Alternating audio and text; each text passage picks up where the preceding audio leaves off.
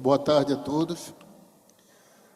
Estamos aqui com mais um painel de apresentação aqui na Expo Zibram para falar sobre o tema Desafios para a cadeia do ouro na Amazônia.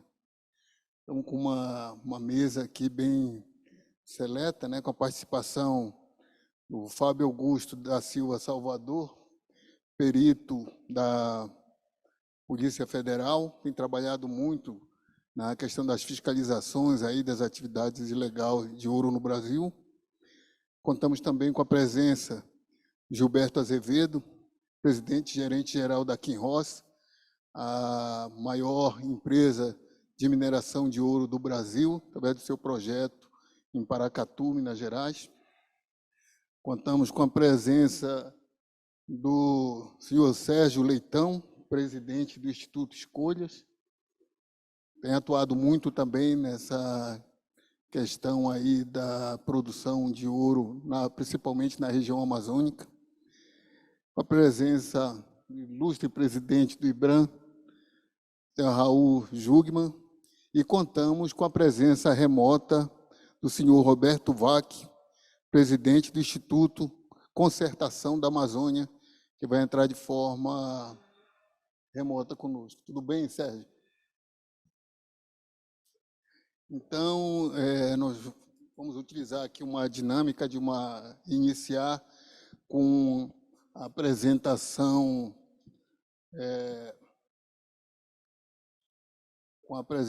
do Fábio, que tem uma apresentação aí de mais ou menos uns 10 a 15 minutos.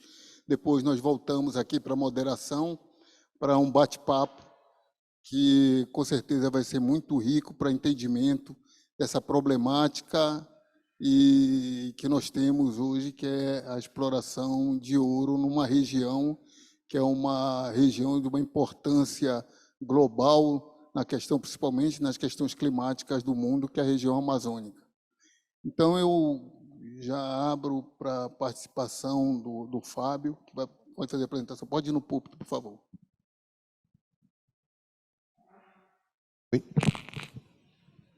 Oi.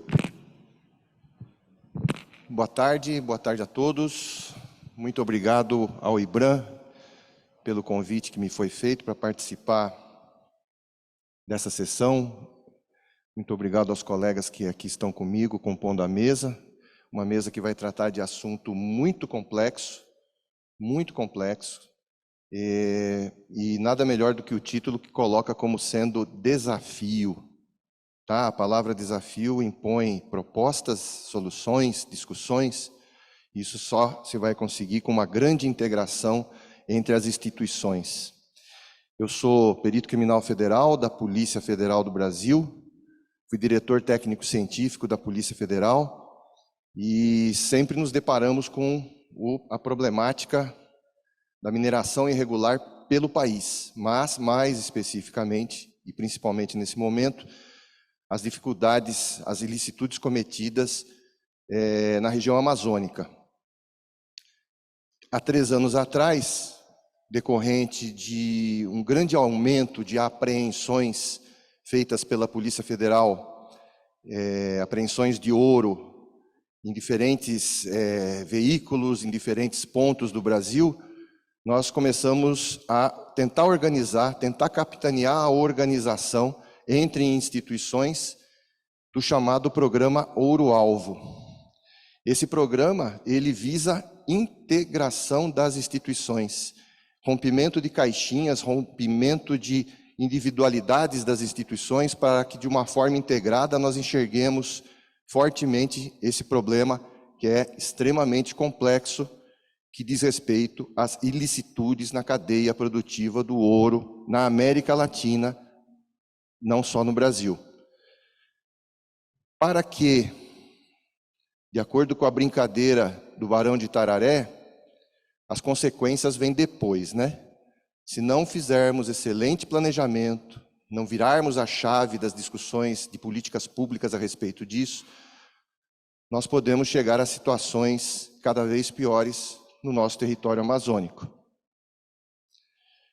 O programa Ouro Alvo tem como objetivo principal criar mecanismos e procedimentos no combate à lavagem de dinheiro, financiamento ao terrorismo, crimes ambientais, trabalho escravo, riscos e vulnerabilidades associados à extração ilegal do ouro no Brasil e na América Latina. Coisa muito simples, né? É uma missão facílima de cumprir. Eu vou correr um pouco. Eu disse para vocês que as apreensões da Polícia Federal começaram a aumentar há cerca de 3 anos atrás. Esses dois gráficos com a evolução do preço do ouro internacional e brasileiro ajuda a entender um pouco o que aconteceu. Vocês vejam nesses dois gráficos, onde você tem o preço em onça por dólar, dólar por onça, perdão, e real por grama do ouro, a evolução que aconteceu no início da pandemia. No início da pandemia houve um salto gigantesco no preço do ouro nacional e internacional e levou o ouro para aquele patamar mágico dos R$300 o grama do ouro. E existem algumas notícias veiculadas que o preço do ouro está subindo, está subindo, está subindo. Não, o preço do ouro não está subindo. Ele estabilizou e tem até uma relativa descendência nesses últimos meses, tá? Chegamos a 320, 330 reais o grama do ouro, mas 284 é o preço de ontem. Eu peguei esse dado ontem. Isso ajuda a explicar como os nossos gráficos de apreensões na Polícia Federal seguem a mesma tendência. Preço alto do ouro, iniciativas para você poder explorar aqueles depósitos que antes eram considerados marginais, depósitos com teores menores, depósitos mais difíceis de serem explorados. Então, aqueles depósitos marginais passaram a ser interessantes e a apreensão do ouro nos aeroportos, nos portos, nas estradas, arrebentou, evoluiu muito, cresceu muito, tá? E uma grande preocupação, dou uma interrupção aqui nessa sequência, uma grande preocupação da Polícia Federal e do Ministério da Justiça e Segurança Pública é se essa tendência vai continuar. Se esses valores dos R$300 por grama de ouro chegarem a 350, 400, que alguns economistas internacionais preveem isso, ou até mais, voltando, aqueles depósitos considerados marginais não vão ser mais considerados antieconômicos. Então, a problemática da extração irregular pode se estender por outras faixas do país, não apenas na região amazônica, onde nós temos concentrações de ouro muito mais ricas. Tá? Então, esse é um problema que nós estamos monitorando dia a dia por impactos sociais que isso pode acontecer, pode trazer. Rio de Janeiro tem ouro, São Paulo tem ouro, todos os estados da União, talvez o Acre não tenha, um ou outro estado não tenha, mas existe ouro distribuído pelo Brasil, em depósitos não econômicos. Se os preços subirem muito, passam a ser econômicos e a problemática se estende pelo resto do país. Mas nós estamos discutindo agora a Amazônia, onde é o foco principal desses problemas. O ouro é apreendido normalmente na forma de barras de ouro. Amálgamas, como nós chamamos, são barras artesanais numa primeira etapa de beneficiamento.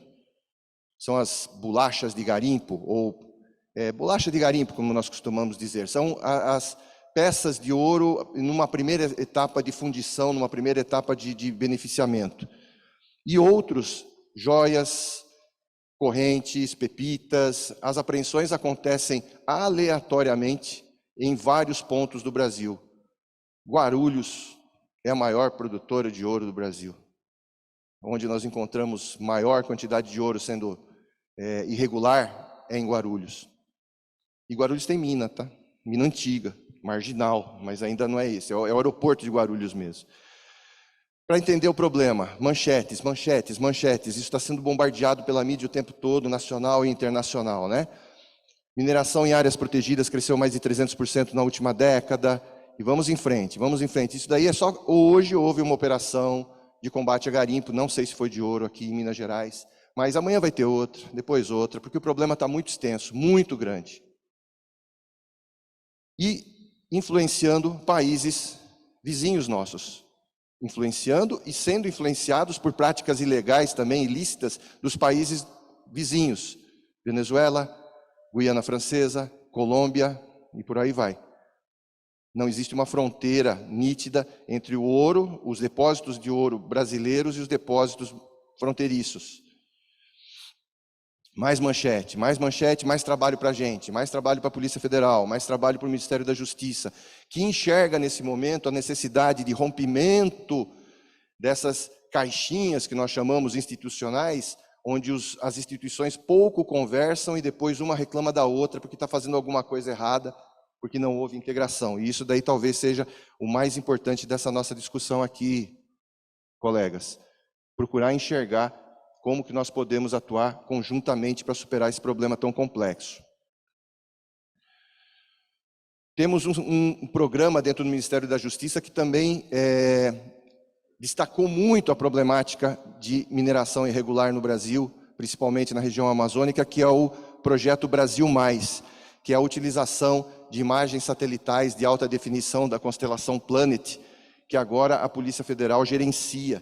São mais de 250 instituições brasileiras que podem utilizar esse sistema de imagens de alta definição para verificar alerta de extensão de garimpo, ou alertas de alguma movimentação de balsas, movimentação de garimpo onde não deveria haver.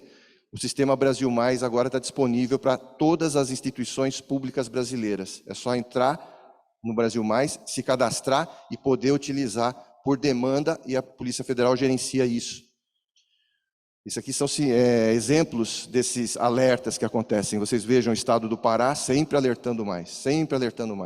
Mas isso acontece a todos os instantes. Itaituba, no Pará, é um município campeão de alertas, depois Jacareacanga e outros municípios.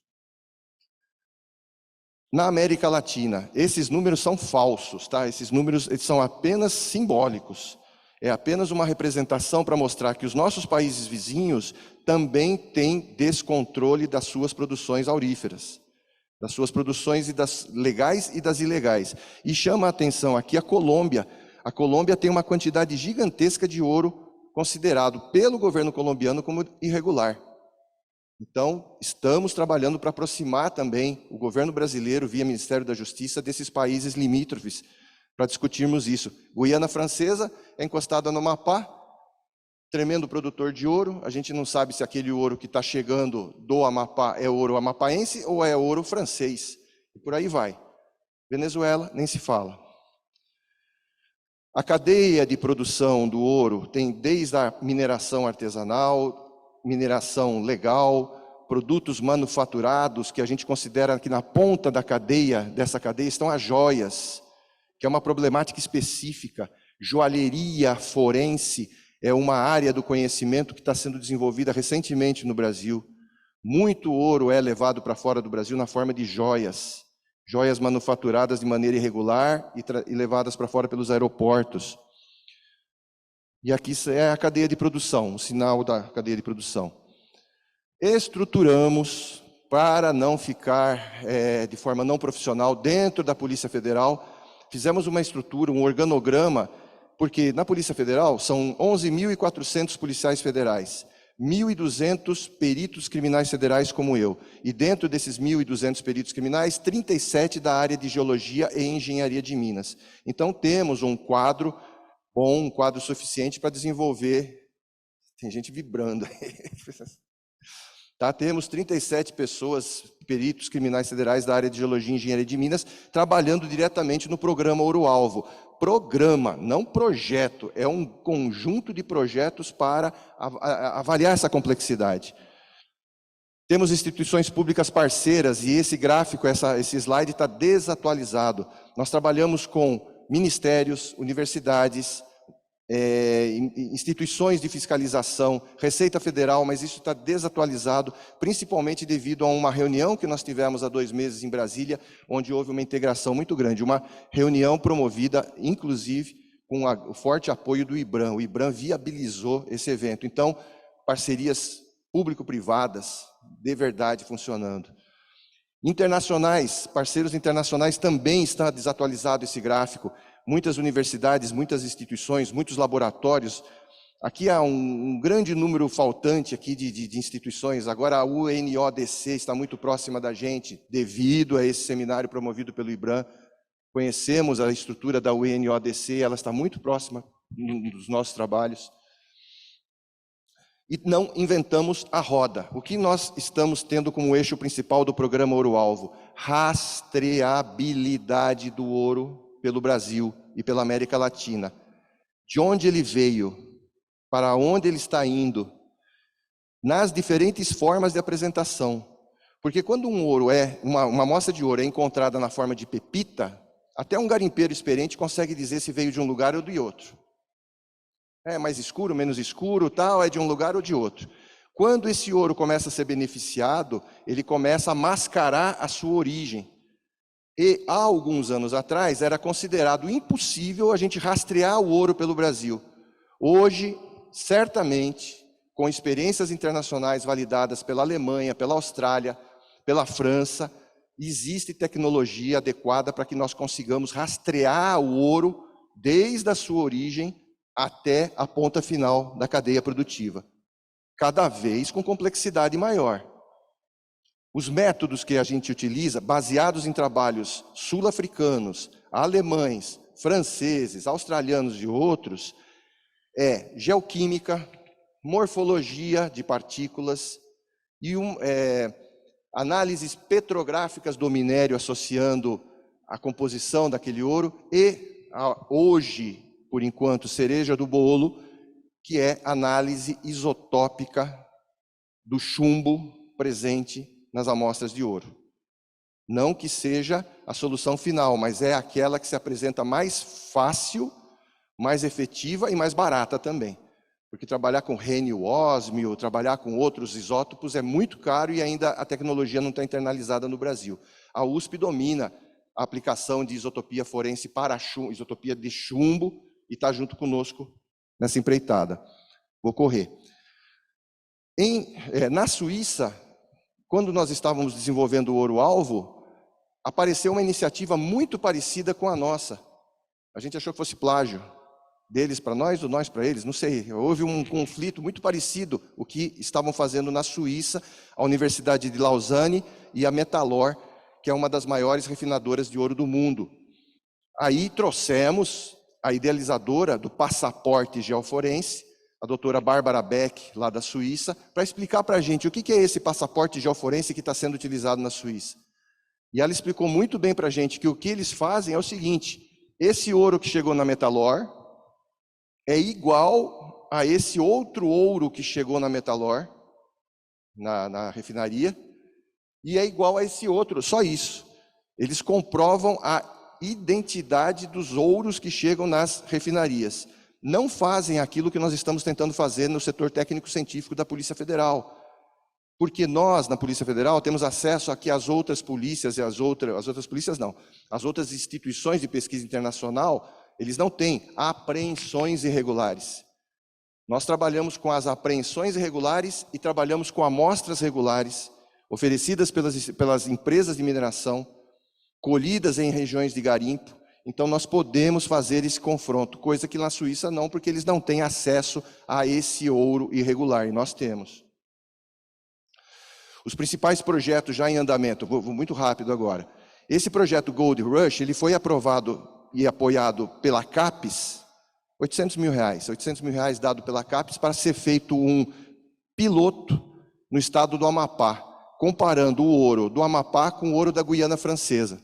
E aconteceu uma situação muito curiosa, que a Guiana Francesa quis dar o ouro para a gente, para a Polícia Federal. Falou, nós fornecemos ouro para vocês compararem com o ouro do Amapá. E nós não podemos fazer isso, porque existe alguma coisa que vai ser falado aqui na sequência, que é cadeia de custódia. Eu não posso aceitar o ouro do colega aqui da primeira fila, ele vai me dizer, esse ouro aqui veio do Amapá, compara com outro ouro. Não, existe uma cadeia de custódia extremamente rigorosa a ser cumprida no meio forense. Então nós temos que ir lá na Guiana Francesa buscar esse ouro. Esse aqui é o produto mais importante nesse momento do programa Ouro Alvo, é o BANPA, Banco Nacional de Perfis Auríferos. Quando um Banco Nacional de Perfis Genéticos foi idealizado há 25 anos atrás no Brasil, recebeu as mesmas críticas que o BANPA tem recebido hoje, que é uma tarefa muito difícil, tecnologicamente é complexo, tá? Mas hoje o Banco Nacional de Perfis Genéticos resolve crime, dá match, prende bandido.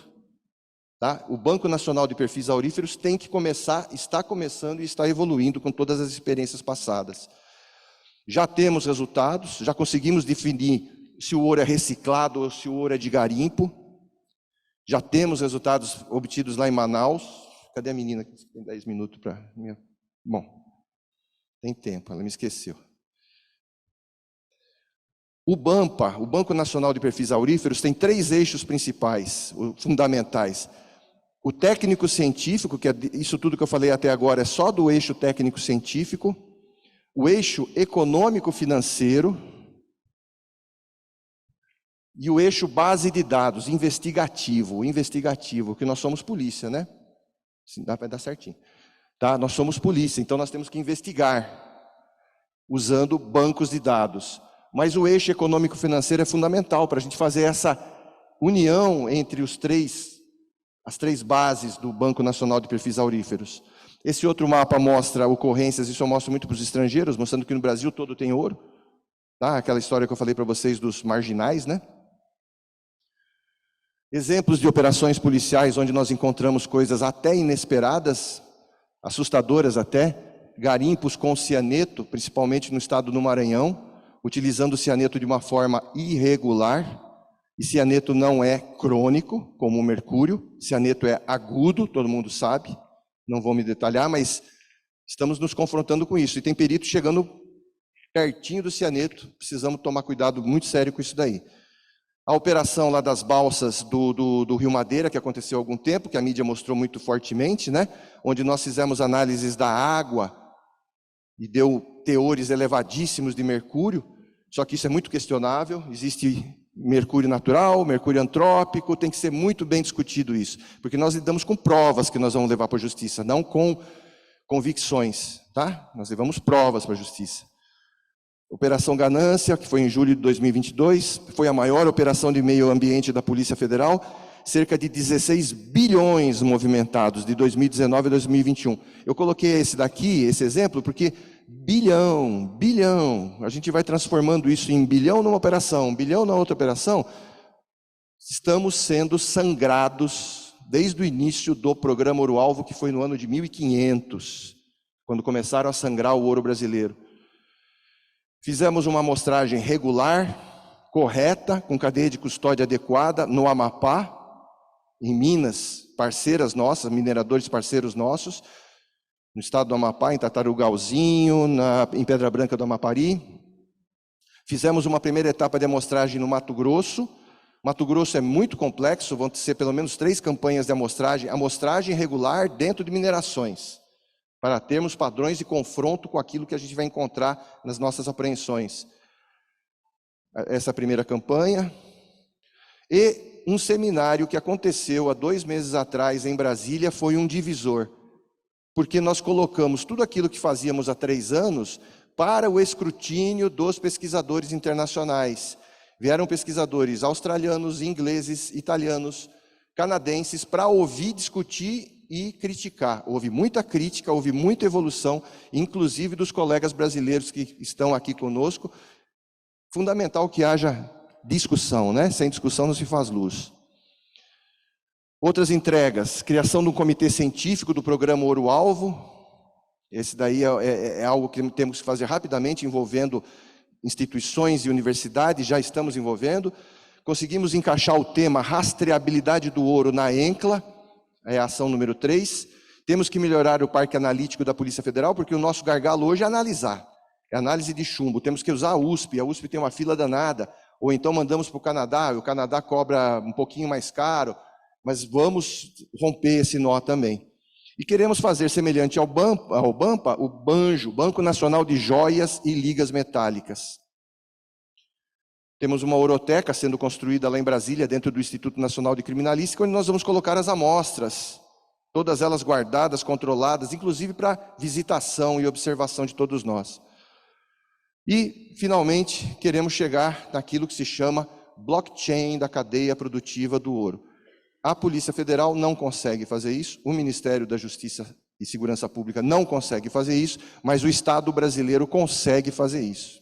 Tá bom? Muito obrigado. Deixo aqui meu e-mail para qualquer tipo de pergunta posterior, inclusive denúncias, tá? Muito obrigado. Obrigado, Fábio. O Fábio é o único aqui na nossa mesa que tinha uma apresentação a fazer. Agora nós vamos partir aqui para uma discussão um pouco mais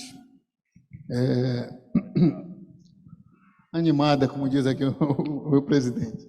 E eu inicio aqui, né, falando nos números da produção mineral de ouro no Brasil, são dados oficiais da Agência Nacional de Mineração, que dizem que a produção mineral de ouro no Brasil em 2021 foi algo em torno de 27 bilhões de reais.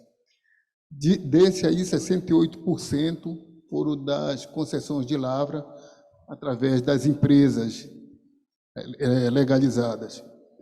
E os 32% restantes são oriundos das permissões de lavra garimpeira, também de permissões emitidas de forma legal pela Agência Nacional de Mineração.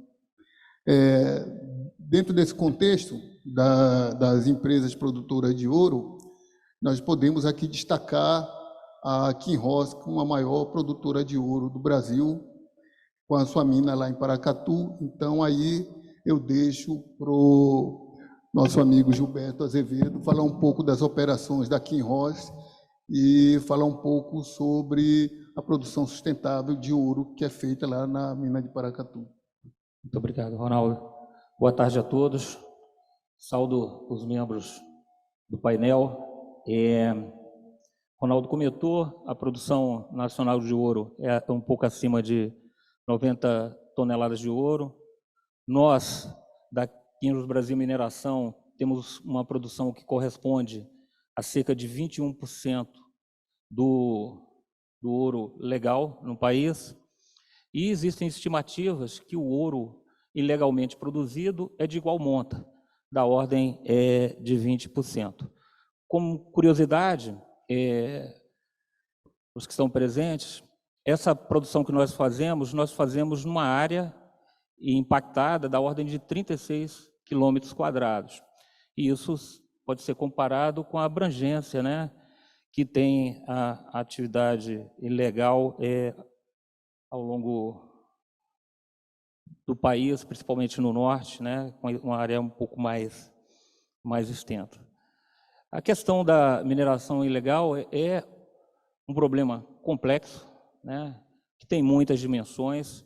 Eu reputo como uma das mais sensíveis a questão social, né, que também precisa ser endereçada.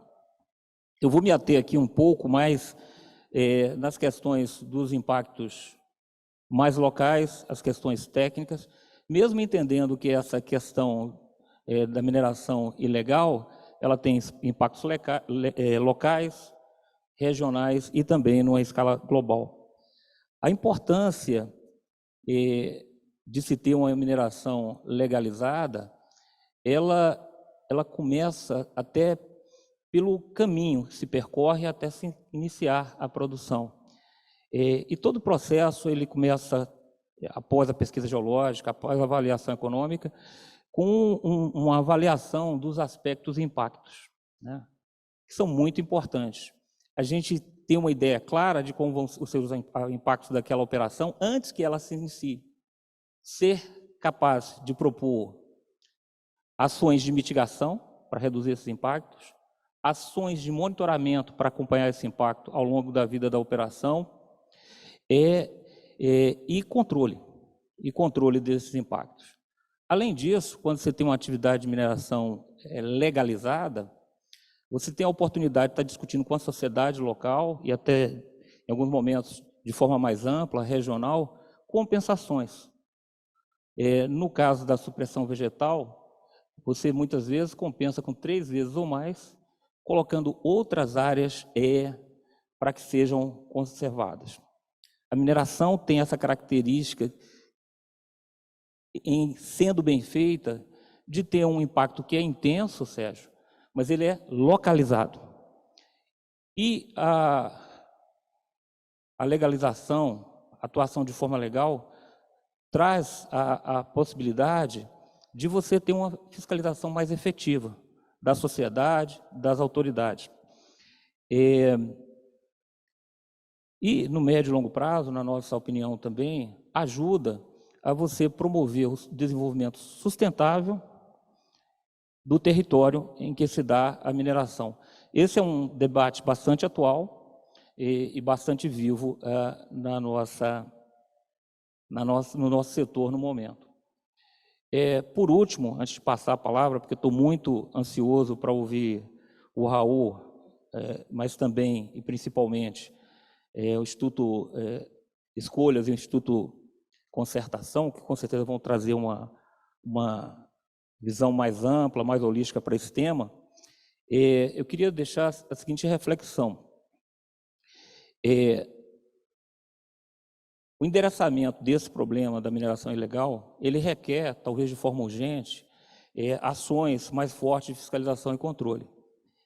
Mas, em sendo um problema complexo, que traz em si várias dimensões, ele vai demandar muito diálogo e muita cooperação entre diferentes atores e uma participação efetiva das comunidades locais. Bom, essas são minhas considerações iniciais e eu devolvo a palavra. Obrigado, Gilberto. Bem, o Gilberto já mencionou aí a questão da produção ilegal de ouro, e aí eu puxo aí a palavra ao Sérgio Leitão, presidente do Instituto Escolha, que a gente sabe que o Instituto Escolha tem um estudo sobre a questão do montante, né, dessa produção ilegal, e aproveito para que você também faça algum comentário sobre o papel das DTVMs dentro desse processo. Obrigado, Ronaldo. Obrigado, Raul, pelo convite. Boa tarde. Quando a gente estava ali naquela mesa esperando para subir aqui para o palco, eu entreguei um cartão para o Gilberto e ele pediu desculpas porque não me deu o dele, dizendo que não tinha. E eu disse para ele, você não precisa, eu sei do teu endereço. Está lá, Kim Ross, você vai no site, tem o endereço, o número, o telefone. Ou seja, se eu precisar mandar uma carta para o Gilberto, eu tenho como fazer, se o CEP. E para o garimpo? Para onde é que a gente manda a carta? Onde é que a gente reclama? A Polícia Federal, quando precisa reclamar, tem que investigar. Tem que fazer uma operação, mobilizar delegados, agentes, peritos, né? Envolve recurso do Estado e, mesmo assim, é muito difícil de pegar. Qual é o problema? Né? Olhando aquilo que foi descrito aqui pelo Salvador, que foi o nosso primeiro palestrante. Nós temos uma situação onde a atividade de garimpo ilegal no Brasil hoje é maior na sua área de exploração do que toda a área de mineração industrial. Não emprega geólogos? Tem geólogos aqui na plateia? Imagino que sim. Então esquece quem está entrando na universidade achando que vai ter um emprego numa empresa de mineração. Porque se o estado de coisas que nós temos hoje permanecer, o que nós teremos é uma atividade ilegal, legalizada, criando um prejuízo imenso para essa atividade que gera emprego, gera divisa, gera impostos e gera todo um processo industrial de beneficiamento para o país. E aí fica uma pergunta, Ronaldo. Quando, segundo dados do Instituto Escolhas, metade da produção brasileira de ouro entre os anos de 2015 e 2020, nós estamos falando de 229 toneladas, tem indícios graves de irregularidade, e eu estou falando indícios graves para ser cuidadoso do ponto de vista jurídico, Gilberto, significa que ela é ilegal, né? A gente tem uma situação onde a ilegalidade está tomando um volume e uma proporção no país que vai levar ao fechamento dos mercados internacionais. Segunda-feira, o Parlamento Europeu votou uma lei que muitos aqui diziam que nunca viria, exigindo exatamente para produtos, agora no campo agrícola, a rastreabilidade, desde a fazenda até o momento que sai pelo porto ou pelo aeroporto. Isso significa que quem não demonstrar, em essa lei sendo aprovada em última instância nas diferentes situações onde ela vai exigir a sua aprovação, como é que fica a produção brasileira, que nunca aceitou fazer essa rastreabilidade? E aí a gente tem uma pergunta para fazer, Ronaldo. Por que chegamos a isso? Como chegamos a isso? Chegamos porque nós estamos ainda hoje fazendo uma discussão e uma consideração que não casa mais com a realidade do país. Qual é a consideração? De que temos um garimpo que tem a ver com aquela figura clássica do sujeito que pega uma bateia e vai fazer aquilo que se chamava classicamente da cata ou da faiscação ou até mesmo da garimpagem.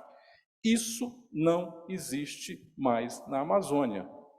O que existe é uma grande operação mecanizada que movimenta exatamente as máquinas que estão aqui expostas, né, na frente da Expo Minas, que movimenta bilhões de reais, que tem operações de exportação altamente sofisticadas pelo aeroporto de Guarulhos, o maior produtor de ouro do Brasil, como disse o Salvador, e que tem nessas distribuidoras de títulos e valores mobiliários, DTVMs, a sua ponta de operação. Tem uma proteção legal chamada boa-fé. As atividades de venda de ouro no Brasil têm na lei de 2013 uma instituição chamada pressuposto da boa-fé. Essa atividade de garimpo, que não é mais garimpo, mas assim ainda se chama, não é obrigada a fazer pesquisa.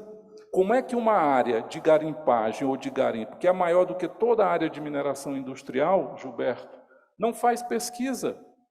Qual é o tamanho do prejuízo que o país está tendo, sendo que a pesquisa é o que informa exatamente o planejamento? Vocês podem falar isso muito mais do que eu nem geólogo sou.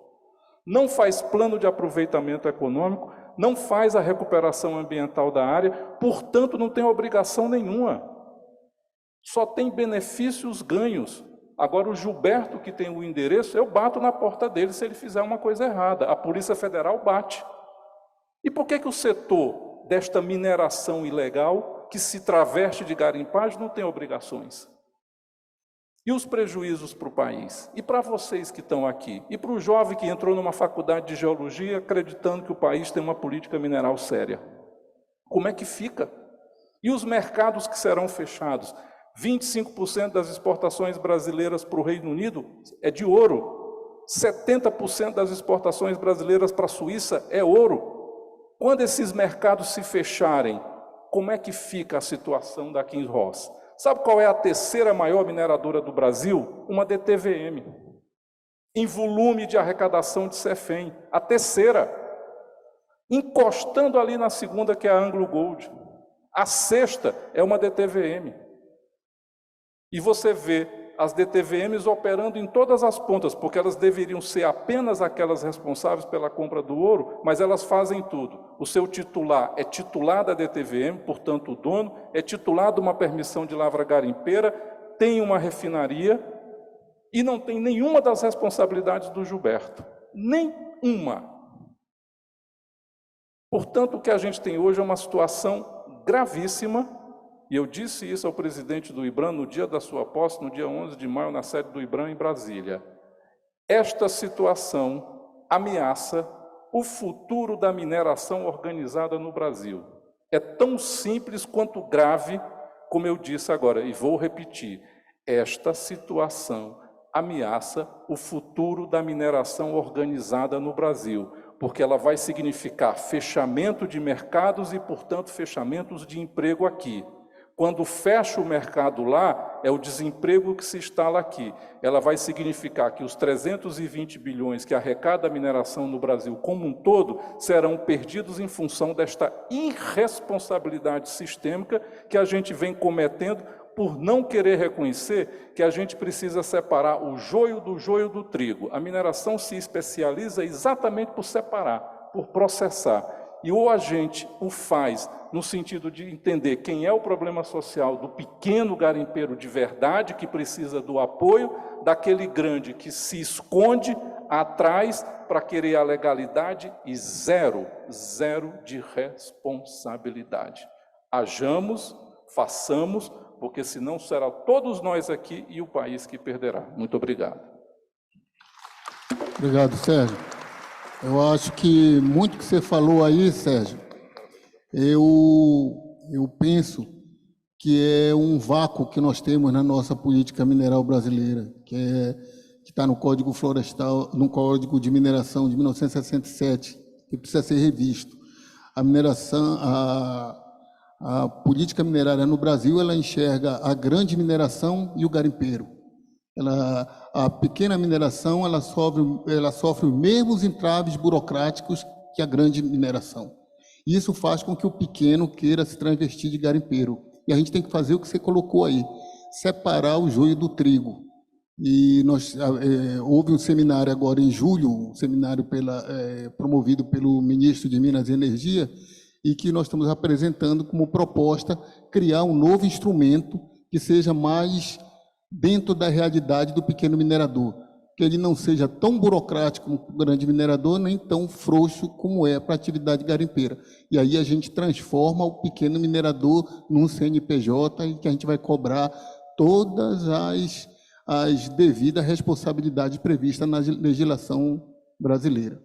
Mas eu quero fazer aqui uma questão e uma provocação aqui ao nosso presidente do IBRAM, que a atividade garimpeira ela é uma atividade prevista na Constituição Brasileira de 1988 e reafirmada na Lei 7.805 de 1989.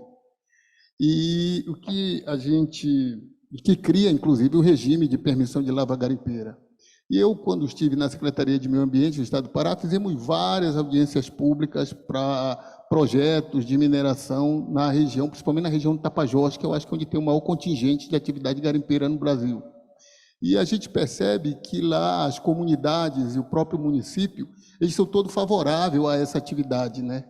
Eles, na verdade, muitas comunidades se dizem sobreviver da atividade garimpeira e são ali, dão apoio a essa atividade. Aí eu faço uma pergunta provocativa.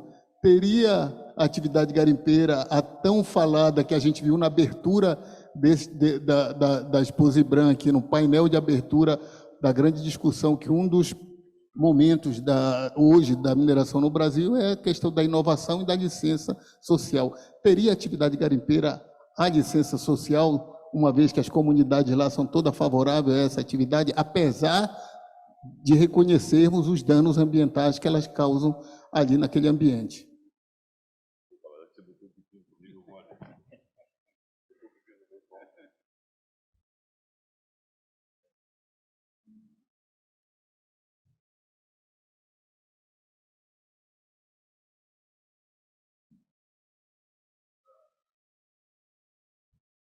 Alô.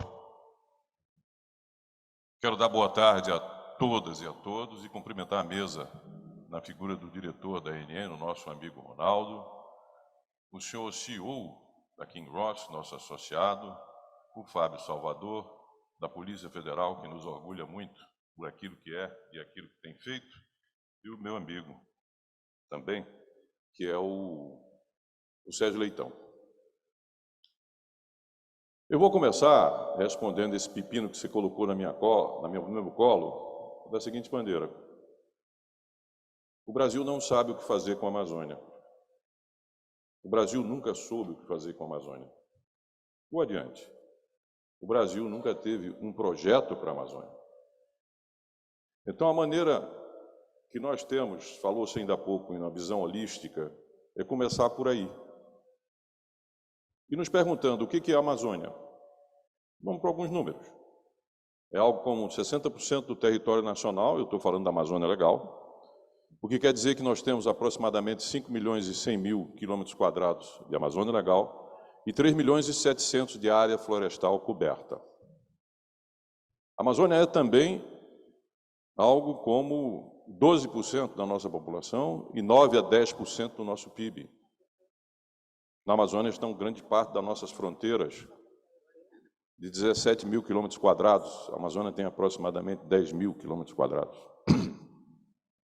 E nas nossas fronteiras estão 4 dos maiores produtores de drogas do mundo. Eu falo do Paraguai, da Bolívia, do Peru e da Colômbia.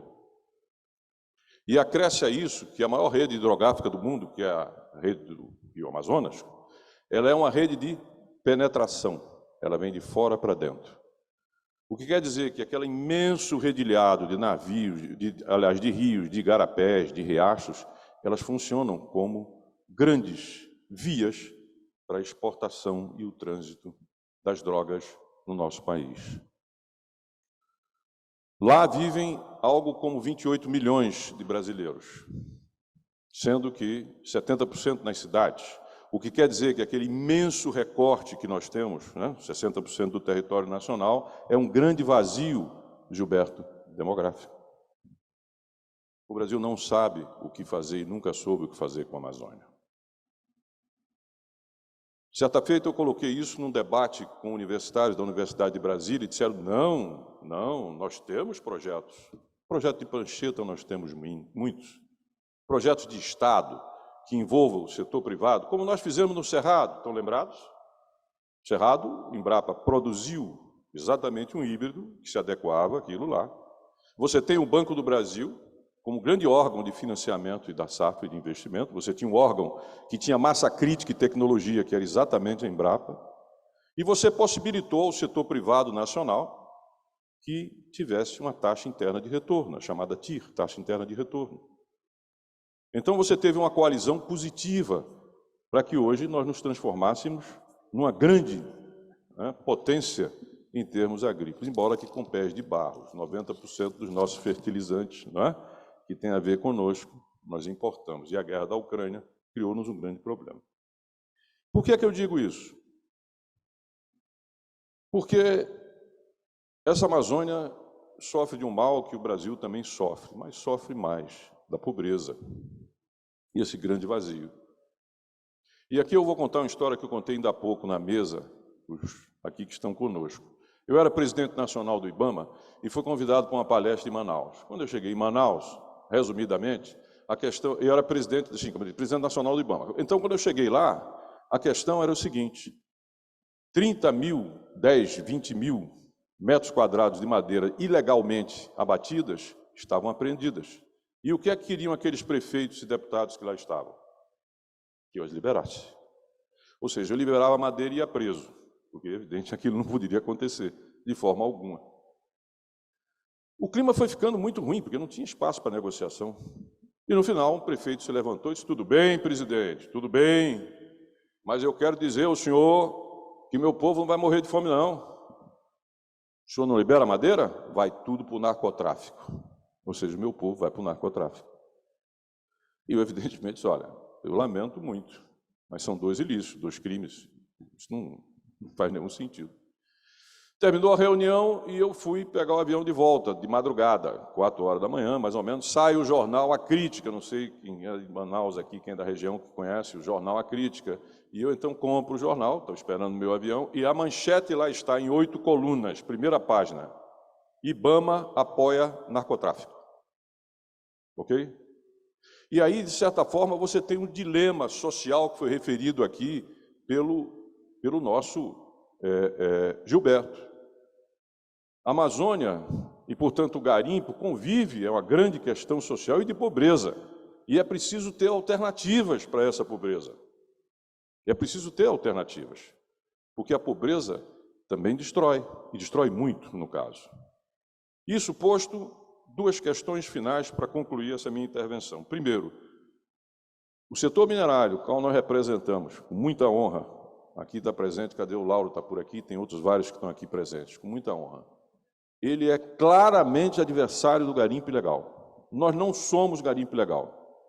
Nós recolhemos impostos, nós pagamos os nossos colaboradores, nós contribuímos para a balança comercial do Brasil, nós somos um setor sério, decente e comprometido na observância das leis. Garimpo ilegal não é isso. Garimpo ilegal é destruição da natureza, é destruição de comunidades, é destruição da Amazônia, é destruição de vida. Nós não somos isso. E fazemos questão de deixar isso claro porque nós pagamos um custo reputacional muito pesado quando nós somos confundidos com o que nós não somos, que é o nosso outro, que é o nosso negativo, que é o nosso antípoda, por assim dizer. E vamos deixar isso muito claro. E vou citar aqui 2 procedimentos que a gente tem observado, desde o dia em que, da minha posse, o Sérgio Leitão esteve lá e apresentou o relatório do Escolhas. Eu falei para ele na posse, lá, dizendo para ele, Ronaldo, nós vamos ao Banco Central, que cuida das DTVMs, que são responsáveis por 90% dos indícios de fraude em termos de cadeia ilegal de ouro, e nós vamos pedir maior fiscalização. E nós fomos lá com o presidente Roberto Campos Neto, que nos recebeu muitíssimo bem, e fomos acompanhados do Escolhas e fomos acompanhados do ISA, Instituto Socioambiental, e do ETOS, que é uma outra organização não governamental que tem a ver com ética, sobretudo empresarial. E lá ele nos disse o seguinte, olha, nós vamos colaborar, mas é fundamental o papel da Receita Federal. Por quê? Para que instale a nota fiscal eletrônica, porque não tem. A partir do princípio da boa-fé, que foi aqui referido pelo Sérgio, um papel de embrulho de padaria com a caneta esferográfica vale, por boa-fé, como se fosse uma nota fiscal. Então, não há possibilidade de rastreabilidade, né, de você retirar mercado dessas DTVMs e tudo que está por trás dela, que é o ouro legal e etc., se nós não tivermos isso. Perfeito. Fomos à Receita Federal, reunimos a cúpula, todo o IBRAM, com o Escolhas, nos reunimos com toda a cúpula da Receita Federal, o secretário especial, o secretário de fiscalização, o secretário da área jurídica e mais o Banco Central, a CVM, Comissão de Valores Imobiliários, o Ministério das Minas e Energia, que também estava lá, né, e com a colaboração da ANM, claro, com a qual nós nos reunimos mensalmente, e nós colocamos exatamente esse pleito. Nós queremos a nota fiscal eletrônica, que é a maneira de você retirar mercado dessas DTVMs. E você, evidentemente, reduzir o dano do garimpo ilegal.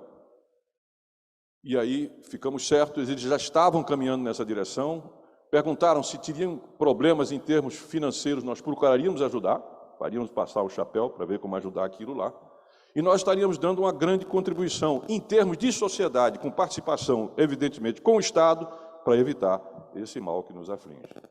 Numa outra ponta, e encerro, que já me estendi, estourei o tempo, nós estamos reunindo as principais joalharias do Brasil, todas as principais, o H-Stern, a Vivara, a Animale, me falta o nome de outra agora, mas pouco importa.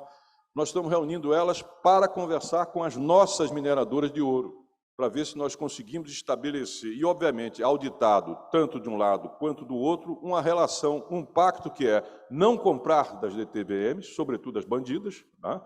E fazer essa compra aqui e criar o quê? Aquilo que foi colocado pelo Salvador, num certo ponto, uma certificação ouro legal. Ouro que não mata, ouro que não destrói, ouro que não desfaz, isso que é o grande ativo do Brasil, a Amazônia. Não há destino, nem caminho, nem futuro para o Brasil se não enfrentarmos essa esfinge, a Amazônia. Não tenho a menor sombra de dúvida.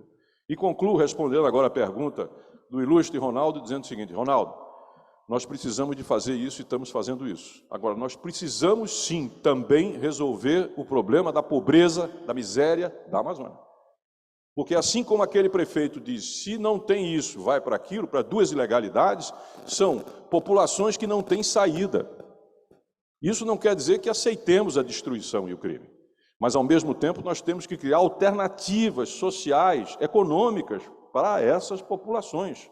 Senão, qual a alternativa? Morrer de fome ou ir para o crime? Não, isso não é alternativa. Isso não faz nenhum sentido. Então, Ronaldo, não sei se responder a sua pergunta, e, obviamente, ter a capacidade de enforcement, ou seja, a capacidade do Estado e do poder público de fazer a fiscalização. Porque também, se ela não existe, ficamos apenas com leis que não colam, leis para inglês ver, como se dizia no passado. Então, é preciso ter um Estado. Por isso, pugnamos pelo reforço, melhoria do orçamento, pugnamos para fazer concurso para a ANM. Nós sempre dissemos, setor forte, a ANM forte. Setor regulador forte, com condições de enforcement. Nós defendemos isso o tempo inteiro. Essa é a nossa visão a respeito dessa situação, com desculpas pela extensão, tá certo? Que aqui adotei, mas essa é a nossa visão. Nós temos que encarar, o Brasil tem que encarar a sua esfinge, tem que ter um projeto de desenvolvimento sustentável para a Amazônia, onde caibam todos. E aí sim, o que restar de crime, ou seja, o que for, a gente vai combater com um Estado forte, eficiente e justo dentro de um país democrático. Obrigado. Obrigado, presidente. Você, como um grande orador, sempre com clareza aí nas suas respostas. Bom, agora eu queria chamar a participação, que é uma participação remota, do Roberto Vac, para fazer também as considerações sobre essa realidade que é a exploração de ouro na Amazônia. Sérgio, fica à vontade. Boa tarde. Espero que vocês estejam me ouvindo bem. Estão me ouvindo bem? Bom, primeiro eu queria agradecer muito ao IBRAM e ao Raul. Lembrar que o IBRAM é um membro fundador da Concertação pela Amazônia. A Concertação pela Amazônia é um movimento que integra hoje mais de 500 empresas e lideranças empresariais da academia, da sociedade civil, e a única condição para participar da Concertação pela Amazônia é ter interesse pela Amazônia. Acho que muito alinhado com o que o Raul colocou, o objetivo desse grupo é fazer com que a Amazônia, de alguma forma, entre no radar das grandes ambições brasileiras e que o Brasil tenha orgulho de ser o país da Amazônia. Infelizmente, eu não pude estar aí porque eu tive que vir para um evento aqui ligado à New York Climate Week, que é o grande evento de clima do mundo, que antecede a reunião da ONU, e amanhã de manhã vai haver um painel que justamente trata da aceleração da rule of law, ou das law enforcement, dos mecanismos legais para o desenvolvimento sustentável da Amazônia, e a consequente controle do desmatamento e de todas as outras ilegalidades. Esse painel ele tem a colaboração com o Scientific Panel for the Amazon, que é ligado à ONU, apenas para citar o quanto esse assunto que nós estamos falando aqui está amplamente sendo discutido no planeta inteiro, né? De alguma forma, eu acho que nós traduzimos errado o law enforcement por law enforcement. A gente enforcou as leis em vez de fazer o enforcement das leis, e esse é um dos temas que, de alguma forma, tem realmente trazido a atenção do mundo inteiro. O Brasil, o Amazônia virou o maior polo de ilegalidade, o maior polo de violência do Brasil inteiro. A Amazônia, infelizmente, hoje é um território dominado pelo narcotráfico. Todos os tipos de ilegalidade ocorrem e estão totalmente conectados. Então, o que nós estamos falando aqui da ilegalidade do ouro está fortemente ligado ao narcotráfico, as evidências disso são claríssimas, e o assunto merece realmente uma atenção que extrapola de longe as questões de monitoramento, controle, e passam principalmente por uma agenda que a gente chama de uma agenda integrada de desenvolvimento para a Amazônia. Esse é o tema central da concertação. A concertação trabalha com 4 ou 5 pilares. O primeiro é desenvolvimento. E qual é o modelo de desenvolvimento que a gente quer para a Amazônia? Certamente não é o modelo de desenvolvimento que, de alguma maneira, vem ocorrendo nos países do hemisfério norte e nem nos países do hemisfério sul.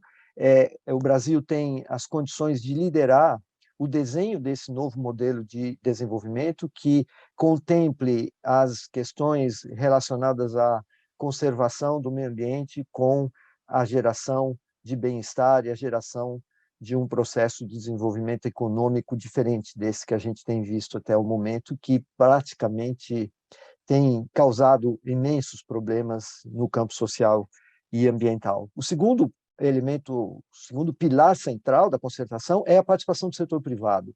É praticamente impossível imaginar qualquer tipo de agenda de desenvolvimento para a Amazônia que não passe pela grande participação do setor privado, para endereçar um terceiro elemento, que é governança.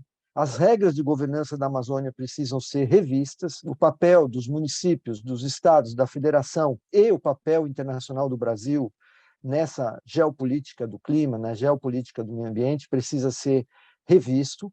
Os sistemas de governança não são eficientes, nós ouvimos aqui vários vários componentes do sistema de governança que não estão funcionando, e uma vez que esses modelos de governança fiquem mais claros, a gente precisa, então, desenvolver o ambiente institucional, uma revisão das leis, das regras do jogo, para que esse sistema todo funcione. E, finalmente, é impossível a gente pensar em tudo isso sem o componente cultural, sem o componente da participação dos amazônicas. A concertação, ela trabalha, primeiro, com o conceito de que não existe uma Amazônia, são, no mínimo, 4 tipos de Amazônia. A Amazônia da floresta profunda, da floresta conservada, ela se debate com a Amazônia que hoje está sendo convertida, que a gente, infelizmente, chama de Amazônia em transição e que não deveria estar em transição. Ela convive com a Amazônia já convertida, onde a produção de commodities é fundamental e tem um espaço importante na geração de renda para a população, na geração de bens econômicos para o país como um todo, e, finalmente, a Amazônia das cidades, que é uma Amazônia completamente diferente da Amazônia florestal e que precisa ter uma agenda própria. A gente tem na Amazônia cerca de 8 milhões de desocupados, é o maior índice de desocupação do Brasil. São 84 milhões de hectares totalmente abertos, devastados, que precisam ser, de alguma forma, ocupados com algum tipo de atividade econômica. E o estoque de carbono que está, de alguma forma, mantido na floresta equivale a 10 a 15 vezes as emissões do planeta inteiro, as emissões do planeta inteiro nos últimos 10 a 15 anos. Então, a importância da Amazônia na agenda climática é claríssima e coloca o Brasil como um alvo muito sério nesse aspecto, né? A gente tem na Amazônia o maior índice de pessoas fora do mercado de trabalho, como eu falei, 29% comparado a 18% do Brasil. A gente tem os maiores índices de criminalidade, desde, assim, evidentemente muito mais intensos do que no restante do Brasil.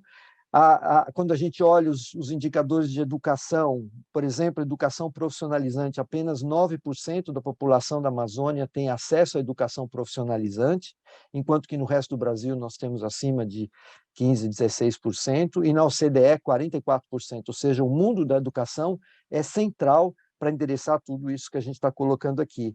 A gente tem, obviamente, os menores índices de acesso à internet, cerca de 50% da população contra 75% do Brasil. Os menores índices de esgoto, 14% contra 60% do Brasil. Os menores índices de abastecimento de água, os menores índices de coleta de lixo. Ou seja, praticamente todos os indicadores que a gente conhece e estuda na Amazônia são altamente desfavoráveis, ou seja, é impossível a gente imaginar endereçar essa questão da criminalidade sem levar em conta o que a gente tem chamado de uma agenda integrada, que considere diferentes tipos de economia. A economia da conservação é uma economia muito específica, nova, emergente. O mundo não tem todos os parâmetros ainda. Nós temos discutido muito o crédito de carbono, a agenda de biodiversidade, etc., mas ela não está consolidada e o Brasil tem condições de liderar globalmente. O mundo espera que o Brasil faça isso no que se chama no desenvolvimento de uma economia da conservação, principalmente para a floresta profunda. Ela tem condição de ter também uma economia da transição, que é a economia florestal, nas áreas que estão hoje sendo objeto do desmatamento, que estão nessa fase de conversão. Isso tem que acabar, a gente tem que ser muito eficiente no fim do desmatamento ilegal, assim como o ouro ilegal. O desmatamento ilegal tem características muito semelhantes, a rastreabilidade é central.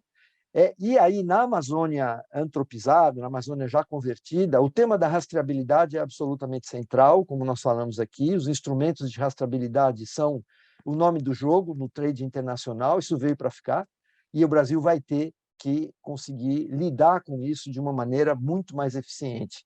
E, finalmente, a agenda das cidades, que é uma agenda que pressupõe a novas oportunidades de emprego, condições de vida na cidade, as periferias, todos esses elementos são centrais e, como a gente tem falado, o campo cultural, o campo da relação social é fundamental para que isso ocorra. Essa economia demanda instrumentos fiscais e mecanismos financeiros específicos para cada uma delas. A Concertação pela Amazônia produziu um documento bastante extenso, com a participação de mais de 120 pessoas. Ele é disponível, em que traz, ou procura endereçar esse desafio que o Raul colocou, que é colocar a Amazônia no centro do desenvolvimento do país, e endereçando essa visão mais integrada. Sem ela, dificilmente a gente vai conseguir lidar com esses desafios do ouro ilegal. Essa agenda integrada passa pela necessidade de um novo ordenamento territorial, isso é absolutamente crítico, inclusive o reconhecimento das áreas indígenas, essa é uma questão que é fundamental, é impossível a gente pensar na Amazônia sem a efetiva participação dos povos que lá vivem, e que tem, sim, um papel fundamental na conservação e na economia da conservação. Uma das frentes principais, não dá para eu entrar em detalhes aqui, é ciência e tecnologia. A ciência da biodiversidade é algo que o mundo está cada vez mais prestando atenção. O Brasil precisa retomar a liderança na discussão da inovação ligada ao mundo das florestas. Existe um desafio imenso de infraestrutura. Toda a discussão da conectividade, do acesso à internet é absolutamente crítico. Existem projetos muito importantes sendo conduzidos nesse campo, mas, obviamente, não é só a conectividade da internet, mas a logística para que produtos florestais, não madeireiros, alimentos, etc., possam fazer parte do comércio internacional e, aí sim, gerando cada vez mais riquezas. Obviamente, fatores estruturantes na área da saúde, na área da segurança pública, na questão geral da adaptação das mudanças climáticas. Nós vamos viver mudanças climáticas relevantes na Amazônia. Então, para terminar, eu queria trazer uma frase que a gente tem ouvido muito na Concertação pela Amazônia, principalmente no campo da educação, que é um dos principais, que a gente sempre ouviu falar que educação é ouro. Hoje, os jovens que terminam o ensino fundamental e entram no ensino médio, eles trocam a educação, que vale ouro, pela busca do ouro nas balsas ilegais. A gente tem que parar esse processo de convocação, de certa forma, de jovens para participação no mundo do ouro ilegal. Ele tem um efeito perverso de longuíssimo prazo, que de longe extrapola a perversidade do negócio do ouro em si. A substituição da próprio processo educacional por acesso a atividades ilegais, o ouro é uma delas, mas, como eu disse, narcotráfico, o negócio das madeiras ilegais, o mundo todo da grilagem de terra, isso precisa, de alguma forma, ser endereçado, e a forma como a gente tem lidado com isso é com essa agenda integrada para a Amazônia, fazendo com que a Amazônia, de alguma forma, passe a ser algo que o Brasil inteiro tem orgulho de ser o país da Amazônia, o país que detém esse patrimônio cultural e natural como nenhum outro do mundo. Muito obrigado pela oportunidade de estar aqui dividindo todos esses desafios com vocês.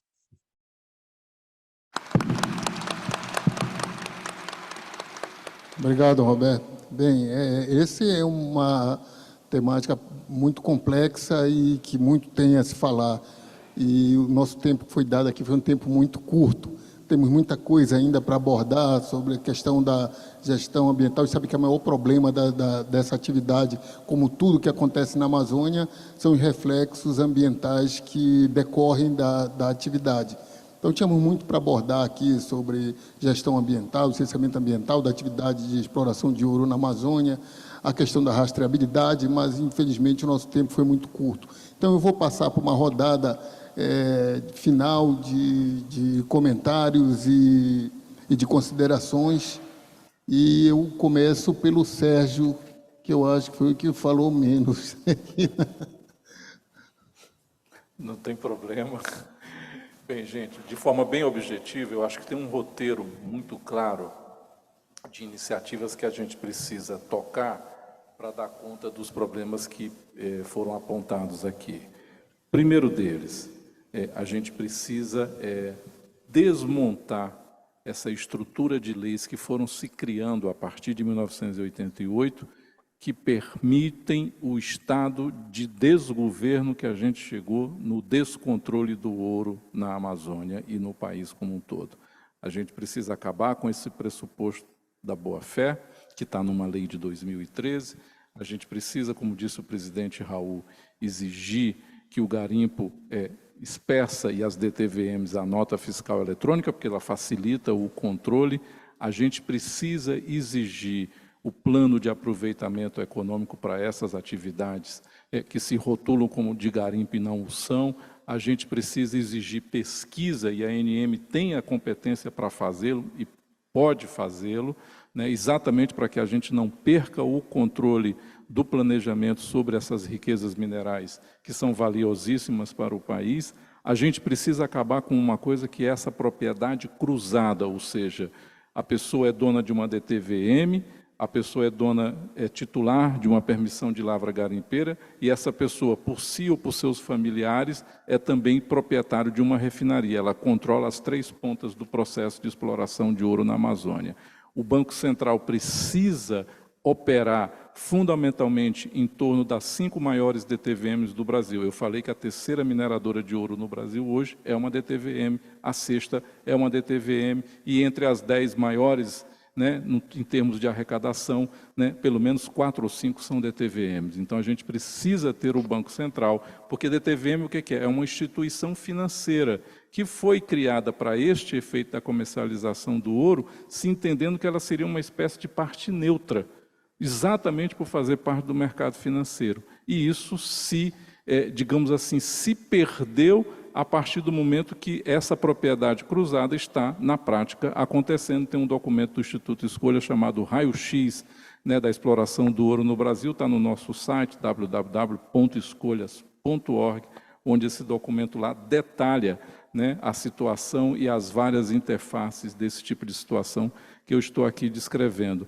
E na questão da rastreabilidade, a gente precisa, e é uma agenda política do setor, Gilberto, lidar com 2 projetos de leis que fazem o detalhamento dessas providências. É um projeto de lei que está no Senado, de autoria do senador Fabiano Contarato, e um projeto de lei que está na Câmara dos Deputados, de autoria da deputada Joênia Apixana, que faz exatamente o detalhamento de todas essas providências. Fim da boa-fé, exigência da rastreabilidade, exigência da marcação molecular, e acho que, como o Salvador colocou aqui, tem um ponto da gente verificar qual é a melhor, digamos assim, técnica para isso aconteça, mas o importante é a gente concordar que precisa acontecer. A questão técnica a gente resolve.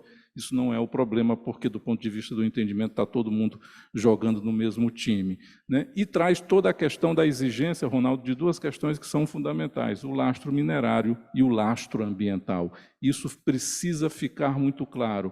A exploração ilegal de ouro no Brasil, ou essa que se traveste como de garimpagem, precisa ter responsabilidade socioambiental, coisa que ela não o tem nos dias de hoje. Eu acho que se a gente se pôr de acordo, Gilberto, Salvador, Ronaldo, Jugman e todas vocês aqui presentes, sobre essa agenda, a gente começa a fazer a separação do joio daquilo que é o trigo, para que o problema social, né, de quem precisa sobreviver na Amazônia em função das péssimas condições possa ser abordado. Eu acho que os números que foram apresentados pelo Roberto Vac nos faz chegar à seguinte conclusão: o desmatamento também não está trazendo solução, porque com esse nível de miséria, em função de tantos anos de exploração, as condições sociais na Amazônia deveriam ser muito melhores. Ou seja, o desmatamento não trouxe emprego, né? A garimpagem não trouxe a melhoria das condições de saúde, inclusive um estudo do Instituto Escolhas mostra isso, ou seja, toda a atividade de exploração de ouro na Amazônia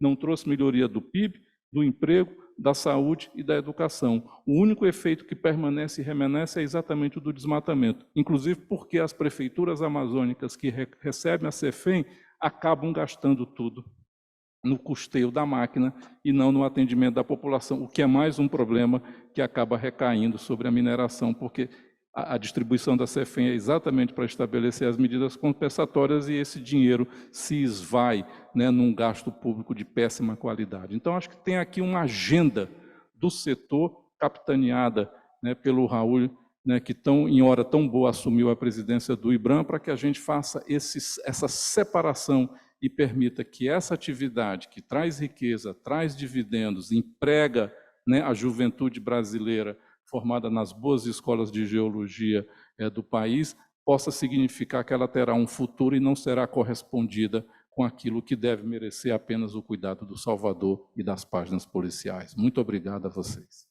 Obrigado, Sérgio. Eu passo a palavra para o Gilberto, para suas considerações.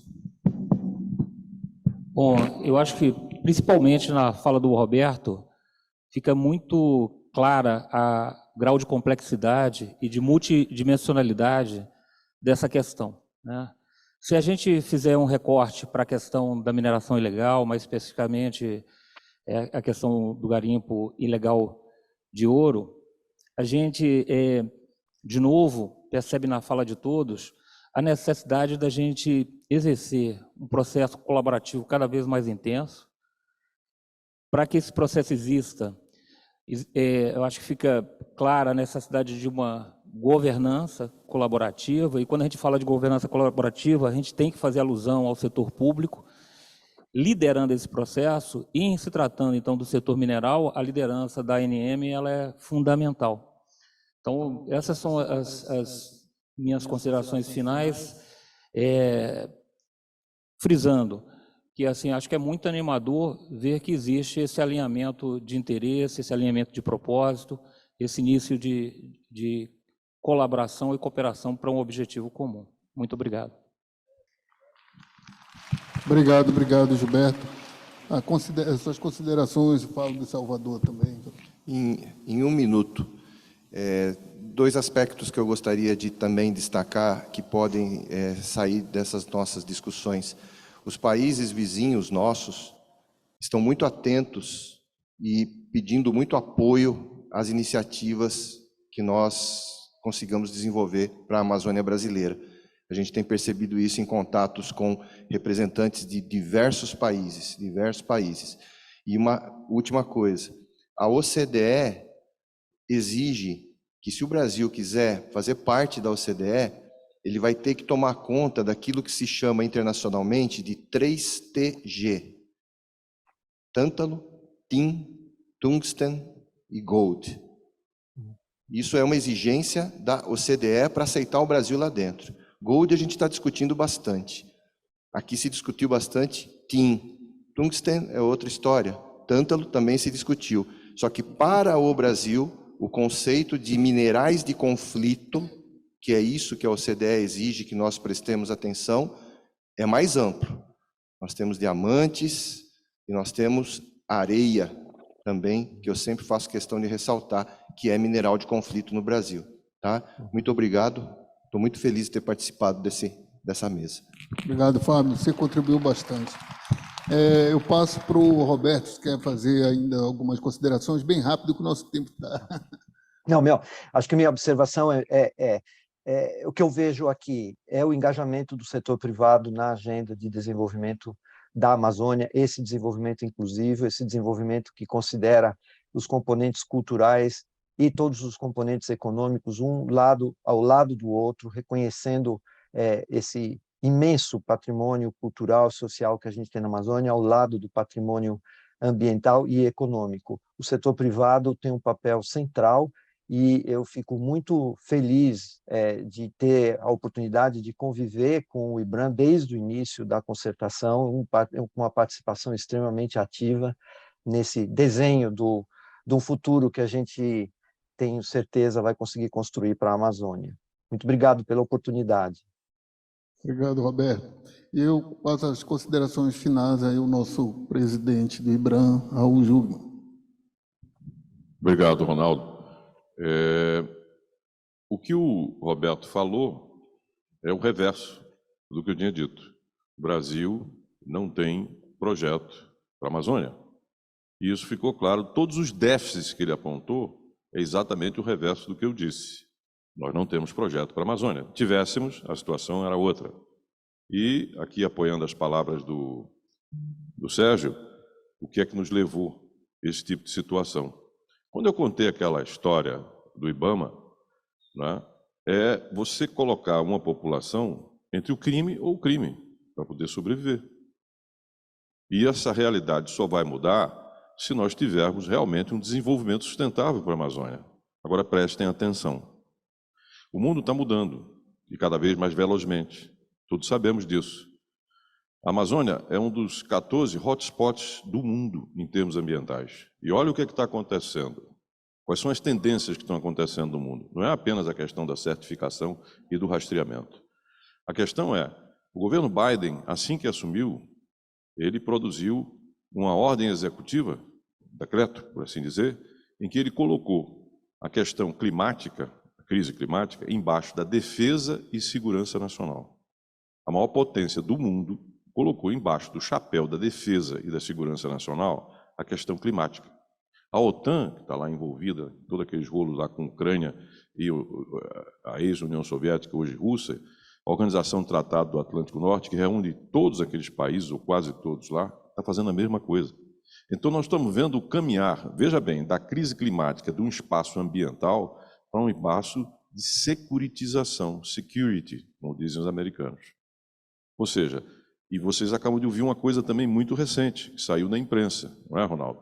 Que é o seguinte, o novo presidente da Colômbia, nosso vizinho aqui, de irmãos colombianos, ele está convidando os Estados Unidos para montar uma força especial para cuidar da preservação da Amazônia, nas nossas fronteiras.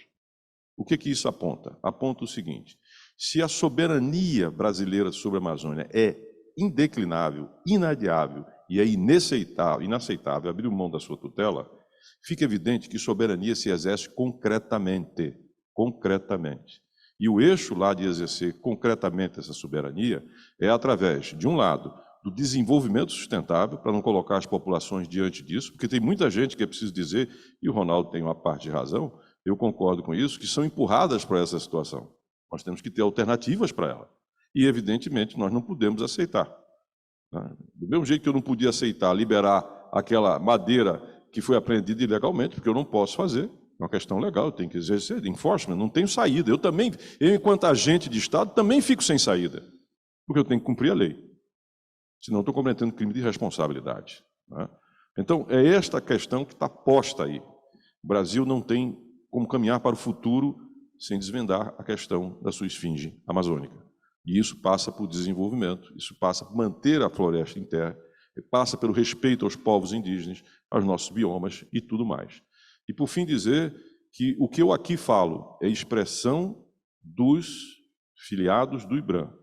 Eu expresso o que pensa o Gilberto, o nosso Otávio, que estava aqui da Alcoa, expresso o que o Lauro e tantos outros mais. Esse é o meu papel. É isso que pensa o setor que é desenvolvimento, o setor que é emprego, o setor que é responsabilidade e tem um compromisso inarredável com a sustentabilidade e com o evitamento da crise climática. Esse é o meu papel que eu exerço aqui, em nome do setor da mineração brasileira. Obrigado.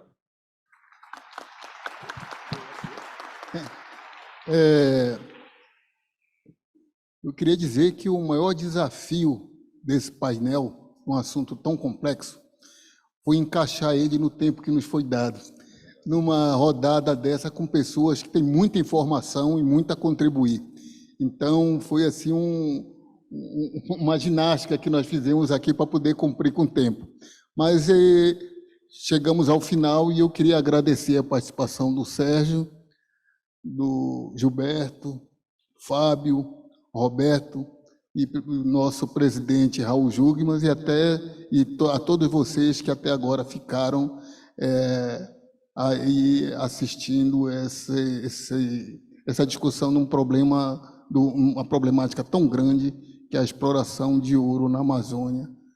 E, com certeza, nós pretendemos avançar muito nesse processo.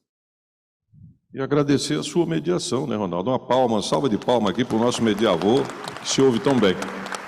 Agora eu peço que a gente cumpra com o que foi estabelecido lá naquela mesa. Saia rápido. Obrigado.